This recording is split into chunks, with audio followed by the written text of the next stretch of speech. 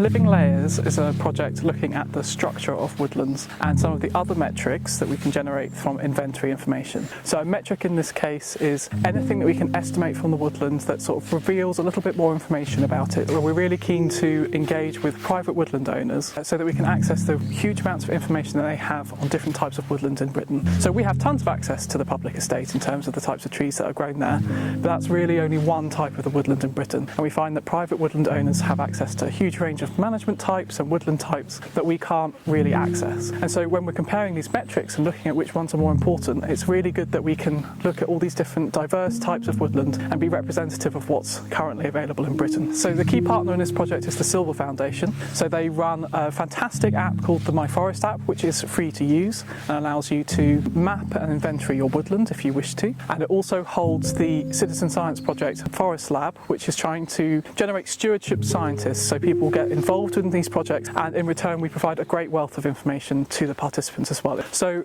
if you were to take part in this project, depending on the information you give us, we'll be able to provide metrics about your woodland. So if you just provide mapping, so mapping would just be a little shape drawn on a map where your woodland is, we can tell you things like the woodland area and the woodland aggregation, so how patchy and clumped is the woodland around your woodland, which is really important when we're considering biodiversity. If you go that step further and inventory your woodland, so give us some information on the species and age composition, then we can provide some extra metrics such as species and age diversity and vertical height diversity as well. As well as all of those metrics that we can generate for you, each person will receive a 3D computer visualized model of their woodland from these LiDAR metrics. If you're interested in joining this project, you can sign up for this project on myForest, which is on the Sylva Foundation website. If you'd like more information on this project, please see the Forest Research website.